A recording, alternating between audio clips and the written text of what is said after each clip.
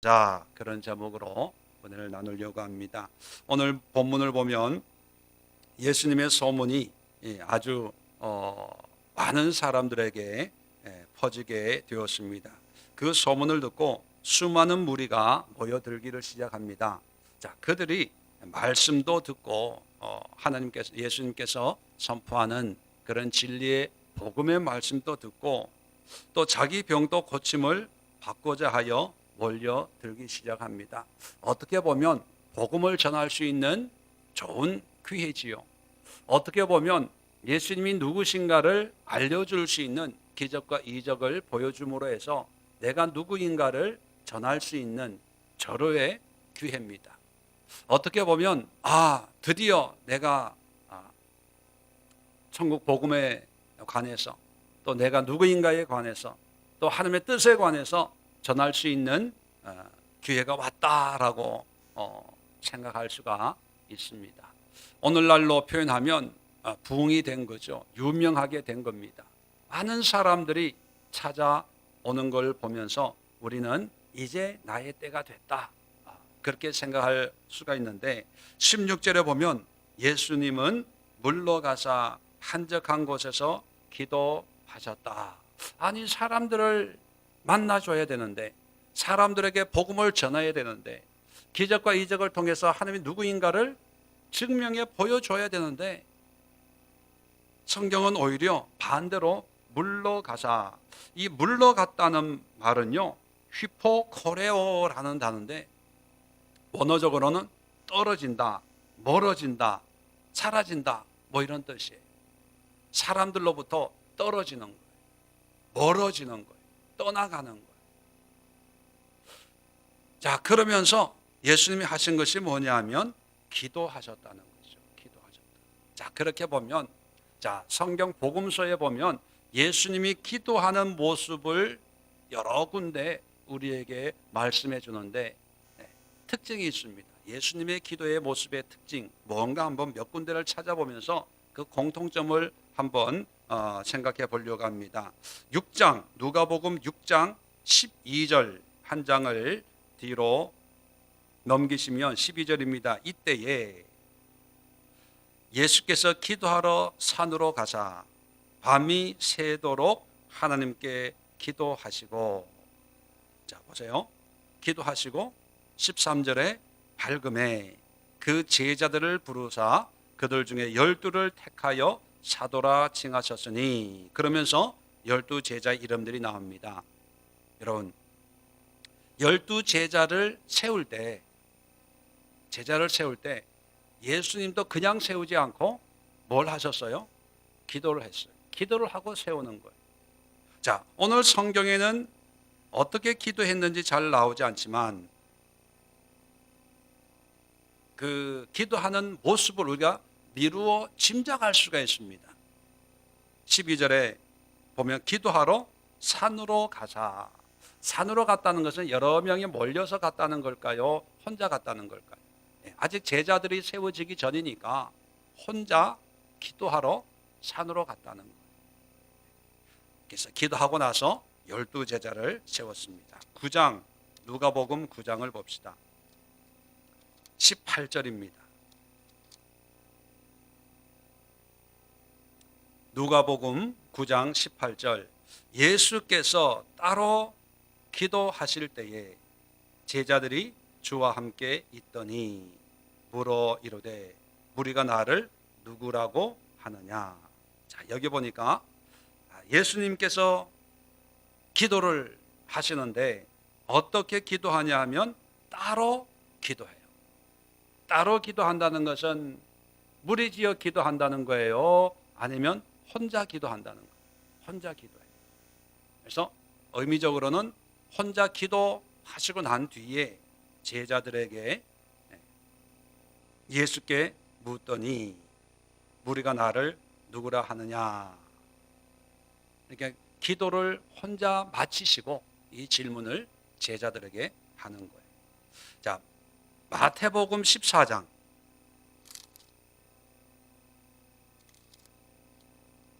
마태복음 14장 23절.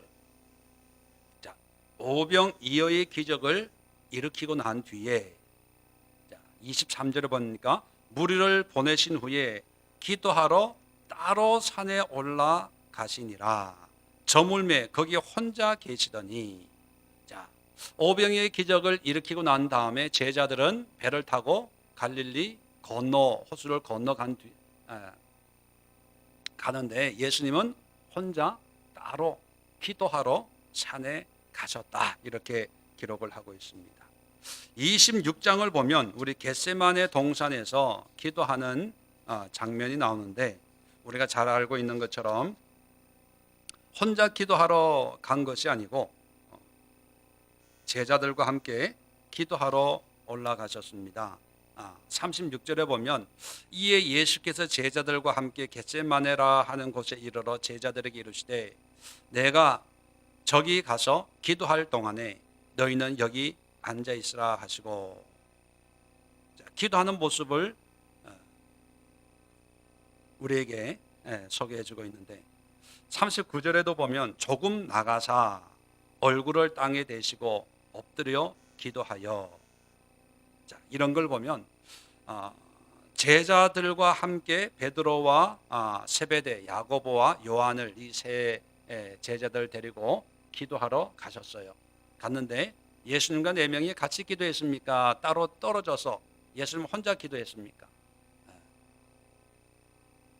누가복음을 보면 돌 던질 만큼 거리를 뛰고 예수님 혼자 기도한 거예요. 혼자. 자, 마가복음 1장 35절에 찾지는 않겠습니다. 마가복음 1장 35절에 새벽 아직도 밝기 전에 예수께서 일어나 나가 한적한 곳으로 가사 거기서 기도하시더니, 자, 한적한 곳으로 가사 라고 하는 것은 아무도 없는 곳으로 갔다는 겁니다. 자, 사복음서에 중복되는 내용은 다 제하고 예수님이 기도하는 모습을 몇 군데 찾아서 살펴봤는데요. 기도하는 제목도 다르고 이유도 다르고 또 기도하는 그런 장소도 각기 아마 다를 겁니다. 그런데 기도하는 모습에 있어서 공통점이 뭐냐면 혼자 한적한 곳에서 기도하셨다는 거예요. 오늘 본문에도 나와 있는 것처럼 수많은 사람들이 말씀을 듣고 병을 고침을 받고자 모여들었는데도 이들로부터 물러가사 한적한 곳에 기도하셨다는 것입니다. 예수님은 하나님이니까 이렇게 기도할 필요가 있을까요? 없을까요? 없었을 거예요. 그런데도 육을 가지고 있는 예수님은 시간만 나면 또 어떤 일을 하기에 앞서서 기도하셨는데, 그 기도의 모습, 기도의 태도라 그럴까요? 기도하는 모습을 보면 사람들로부터 떨어져서 홀로 기도하는 모습을 우리에게 보여줍니다. 자, 그렇다면 우리가 기도의 의미가 뭔가를 이제 알죠. 또 기도를 어떻게 해야 되는가 이제 훈련을 하고 또 실천을 하고 있는데, 또 하나 우리가 기억해야 될 것, 기도하는 자세가 뭐냐 하면, 물론 혼자 기도해야 된다 이런 의미는 아닙니다. 예수님께서도 겟세마네 동산에서 제자들과 함께 나를 위해 기도해라, 어떻게 보면 합심 기도고, 사도행전을 보면 또 무리들이 모여서 합심 기도를 하면서 성령을 받는 모습을 우리는 잘 알고 있습니다. 그래서 꼭 혼자 기도해라 그런 의미가 아니라, 예수님이 이런 모습을 통해서 우리가 기도하는 자세가 어떤 모습이 되어야 되냐면 물러서서 기도해야 된다는 거죠. 물러서서 기도한다는 것은 어떤 사람들끼리 모여서 기도하지 말라는 것이 아니라, 어떤 물리적인 거리를, 너와 나는 떨어져서 기도해야 돼, 이런 물리적인 거리의 의미가 아니라 심리적인 어떤 거리의 의미라는 거예요. 물론 이런 마음에서 좀 떠나서 기도해야 된다라고 할 때 사람들이 모여 있는 그런 기도의 장소보다는 혼자 한적한 곳으로 가서 기도할 필요가 있습니다. 왜 우리가 심적으로 떠나 있어야 될까? 물론 환경적인 요소도 분명히 있습니다. 여럿이 있으면 소음이 많고 생각이 복잡해지고 집중이 안 되니까 좀 한적한 곳을 찾을 수는 있습니다. 그러나 그것보다 더 근본적인 영적인 세 가지 이유가 있습니다. 이런 이유 때문에 우리는 모여서 기도하지만 철저하게 우리는 한적하게 그런 분위기에서 물러서서 기도해야 되는 이유가 바로 이 세 가지 이유 때문인데, 첫 번째는요, 하나님께 집중하기 위해서예요. 집중하기 위해서. 우리도 기도하다 보면 주변이 시끄럽고, 또 우리도 기도하다 보면 얘기하다 보면 그런 얘기 때문에 우리의 마음이 함께 집중하는 것이 아니라 자꾸 얘기했던 어떤 그런 것, 보고 듣고 했던 그런 거에 매여 가지고 집중이 안 돼요. 예를 들면 이런 거죠. 기도하러 왔는데 배가 고파서 밥을 먹었어. 그러면 기도하는 가운데 밥 먹은 생각부터 시작해서 배가 부르다, 졸립다, 또 밥 먹으면서 얘기한 얘기들이 어디에 세일한다는데, 그러면 집중이 돼야 안 돼요? 안 되죠. 그러니까 하나님 앞에 집중하기 위해서는 우리는 육을 가지고 있는 사람이니까 보고 듣고 느낀 그 감정이 잔상이 남아 있어요. 그러니까 기도하려고 앉아 있어도 그런 영향 또는 그런 공격 때문에 하나님 앞에 집중해서 기도하기가 어려워집니다.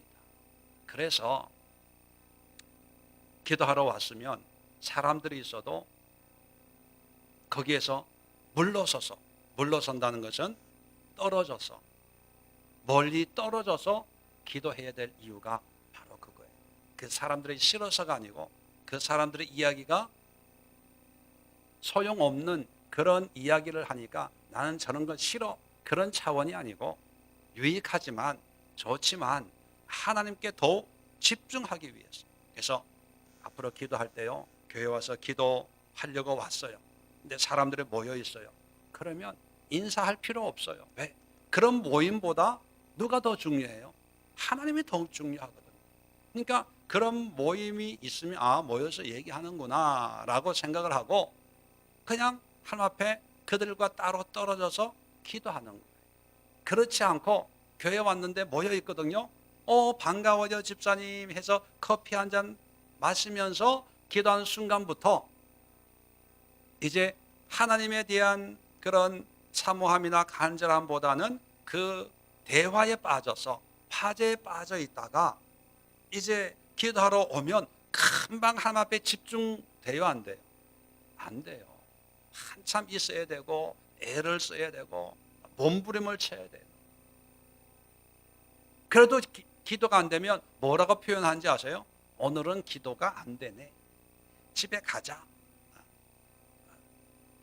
그게 뭐냐면 마음으로, 심적으로, 영적으로 떨어져서 기도를 안 하기 때문에 붙어 있는 거예요.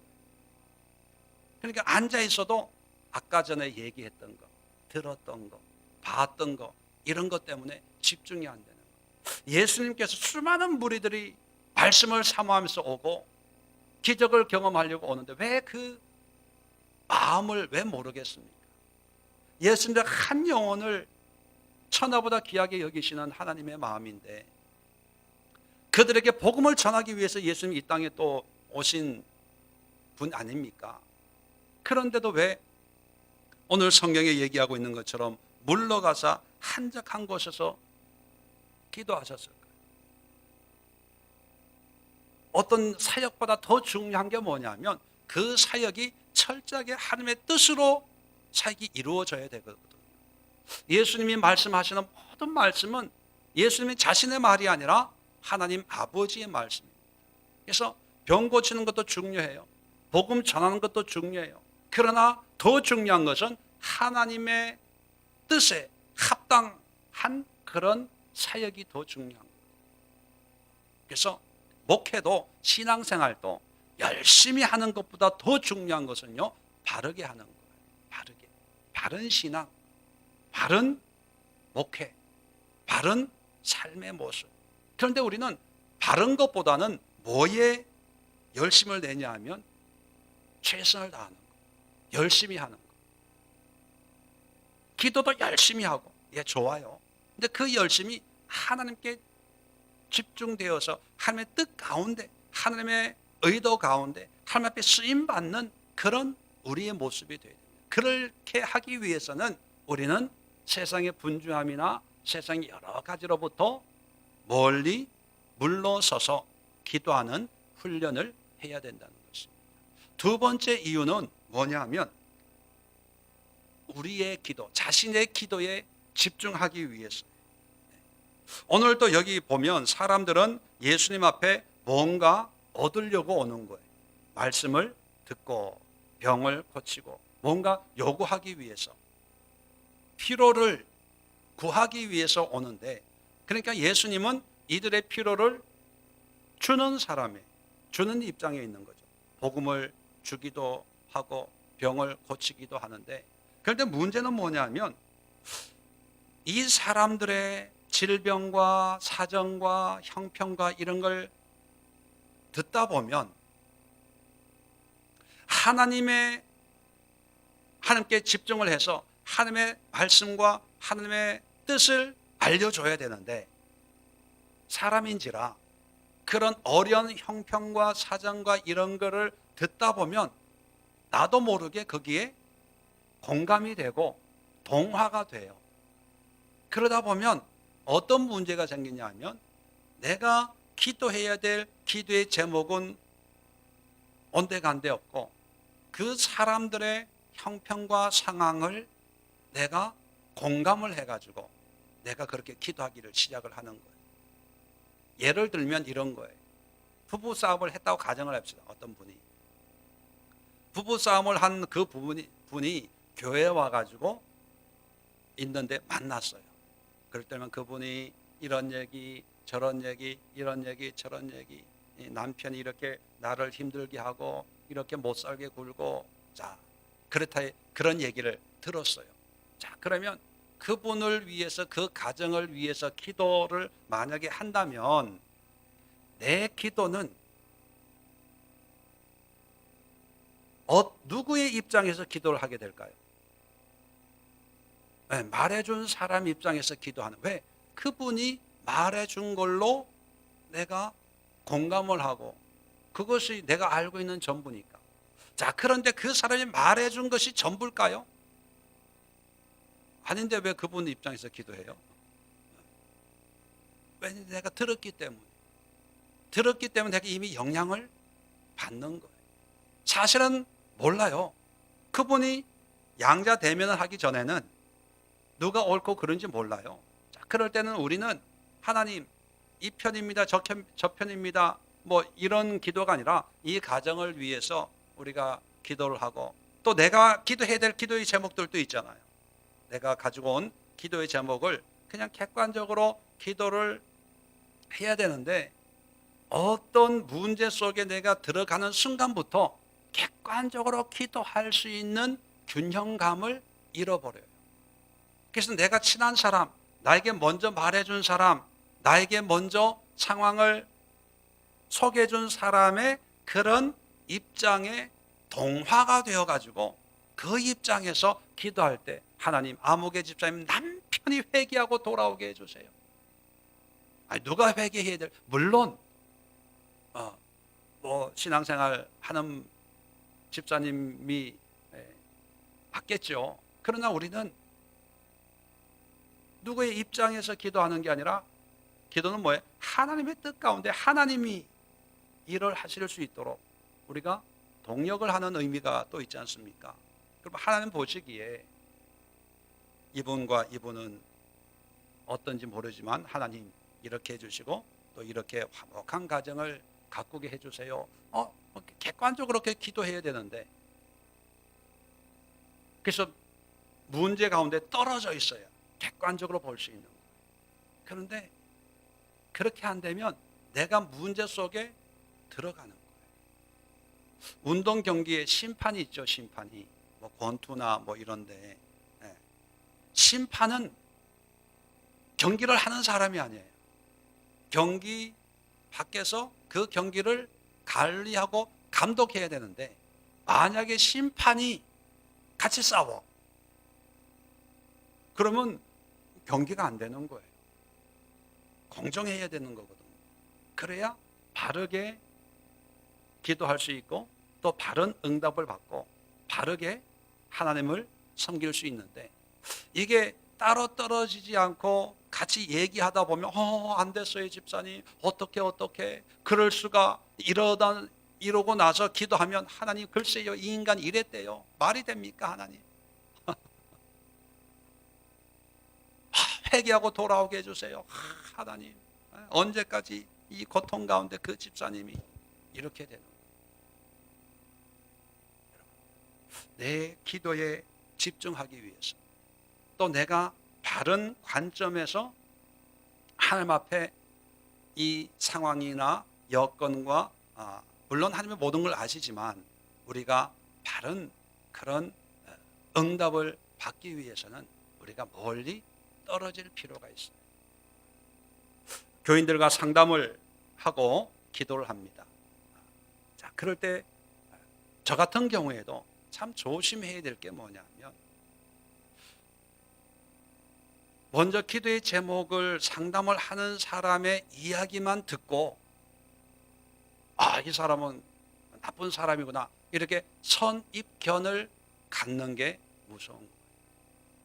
선입견을 갖는 순간부터 상담은 이미 실패하는 거예요. 왜요? 상담이라는 게 한쪽으로 치우쳐져 있는 거예요. 기도도 마찬가지입니다.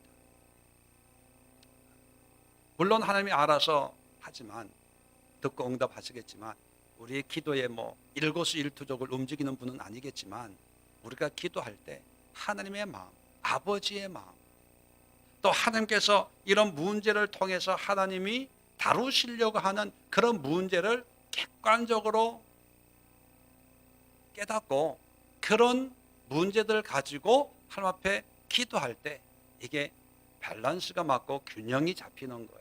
그런데 우리는 이렇게 떨어지지 않고 거기에 동화되면 문제 가운데 같이 기뻐하고 같이 즐거워하고 또 같이 슬퍼하고 같이 원망하고 분노하다 보면 문제는 뭐냐면 우리의 믿음이 자라질 않아요. 그래서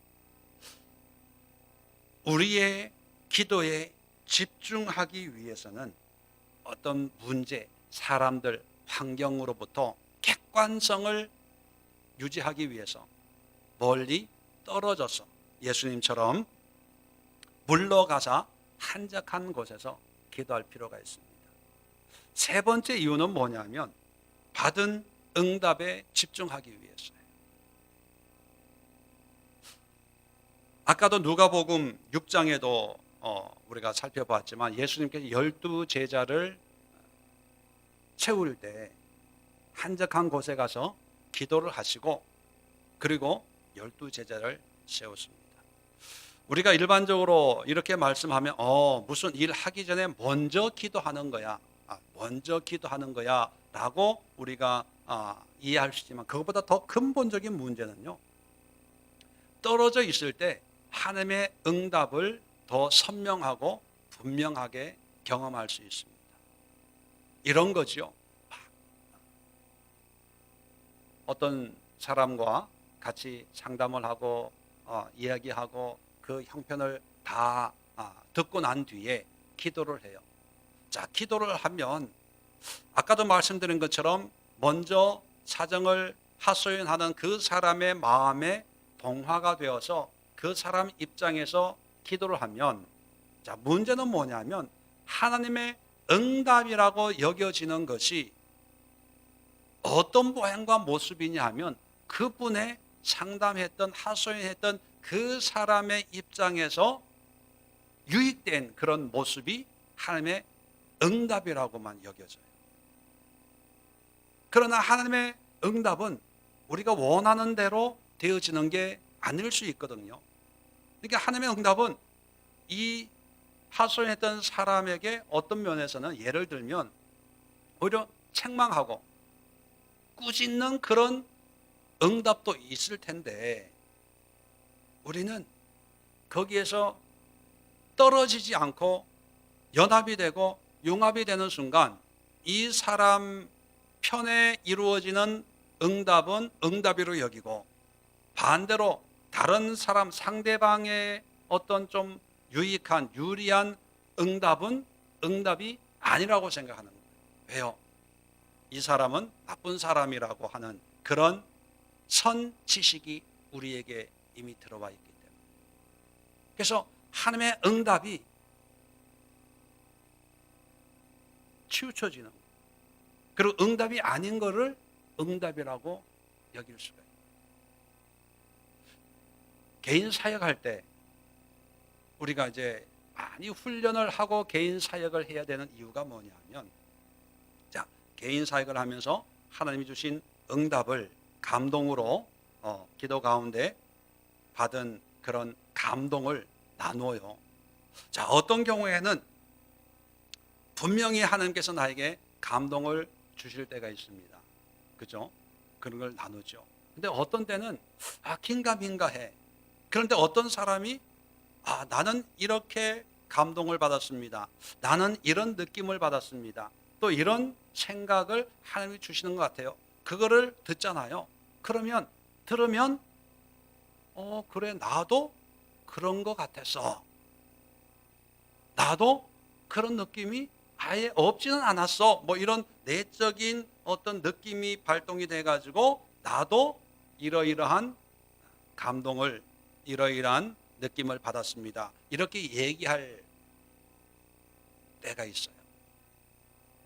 물론 그 자체도 응답일 수 있지만, 그런데 그렇게 응답을 나눌 때 어떤 객관적인 하나님이 나에게 주신 응답에 우리가 집중해서 내가 받은 응답을 그렇게 나누는 거하고, 나는 아직 응답을 못 받았는데 다른 사람들이 얘기하는 거를 듣고 거기에 또 동화가 되다 보면 사실 바른 응답을 받는 훈련을 못하는 거예요. 그래서 모여서 기도할 때도 모여서 기도하지만 철저하게 내가 객관적으로 그들의 생각이나 느낌이나 이런 걸로부터 물러서서 기도하는 훈련을 해요. 영향을 안 받고. 그래서 내가 그런 감동이 없으면 없습니다 라고 하는 게 오히려 솔직한 그런 은혜일 수 있습니다. 물론 하나님은 은혜 주셨지만, 응답을 주셨지만 내가 그걸 모르니까. 그래서 평소의 기도가 어떻게 되느냐면 여럿이 기도하고 하지만 늘 하나님과의 관계에는 하나님과 집중하고 또 내 기도의 제목에 집중하고 또 내가 받는 응답에 집중하는 훈련을 해야지. 이게 안 되면 자꾸 남들이 얘기하는 거에 영향을 받아요. 저 사람 요즘에 부부싸움을 많이 한대 라고 하는 것이 머리에 들어오면 기도해도요, 부부싸움에 관한 그런 응답, 집사님 하나님이 참으래, 뭘 모르고 그냥 집사님이 그냥 섬기래.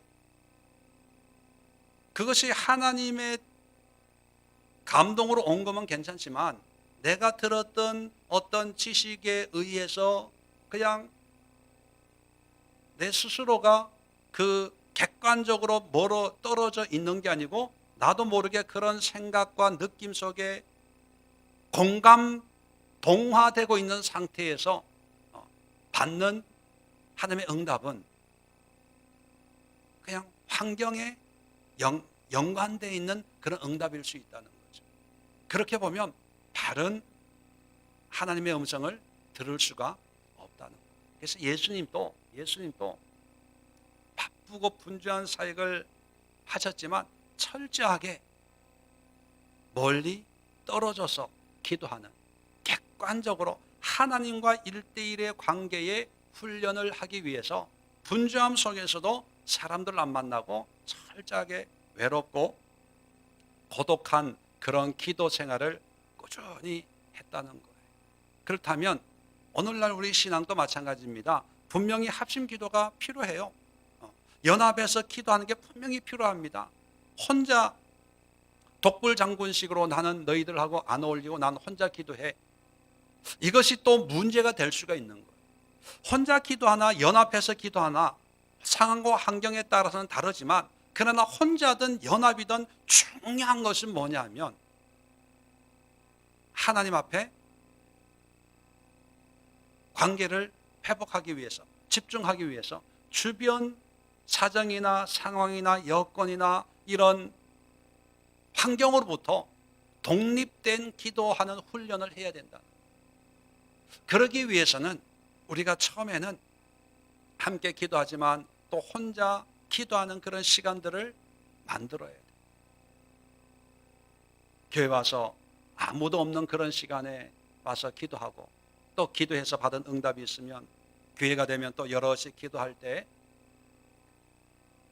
합심 기도할 때 하나님이 동일하게 그런 은혜와 감동을 주는지. 우리가 몇 주 전에도 말씀했지만 하나님의 응답을 우리가 분별해야 되거든요.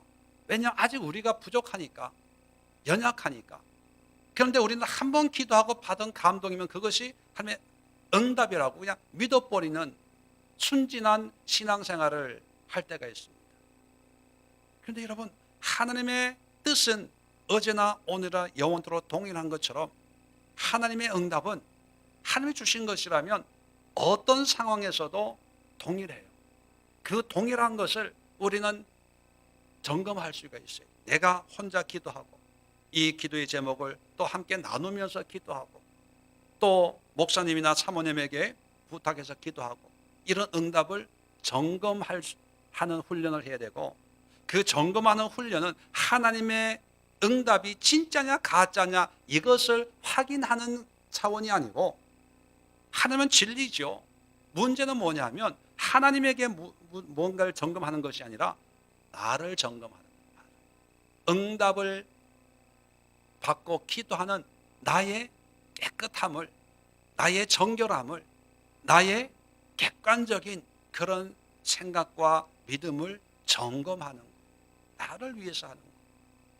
그러려면 하나님과 1대1의 관계, 또 내 자신과 1대1의 관계, 내 머릿속에는 여러 가지 생각과 또 누구를 위해서 기도할 때 이 사람에 대한 여러 가지 생각과 이런 게 있어요.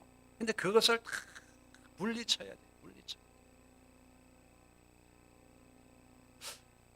마지막으로 이런 걸 한번 상상을 하고 우리가 어떻게 기도해야 될까 한번 생각해 봅시다. 자, 어떤 사람이 있어요. 이분을 위해서 기도하려고 해요. 자, 그러면 이분에 대해서 좀 알아야 되겠다 싶어서 어떻게 사세요? 어디 사세요? 환경은 어때요? 부부 관계는 어때요? 자녀는 어때요? 많이 정보를 가지고 기도하는 게 응답받는데 유익할까요? 아니면 그냥 잠깐 사정을 잘 모르지만 기도 부탁을 하면 예, 제가 기도해 드릴게요 라고 하고 기도하는 게 더 유익될까요? 전자의 후자예요. 후자죠. 왜요?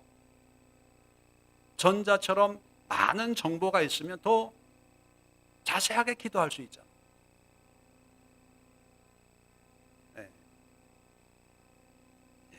자세하게 기도할 수 있지만 문제는 많이 알기 때문에 하나님의 응답을 바르게 분별할 수가 없어요.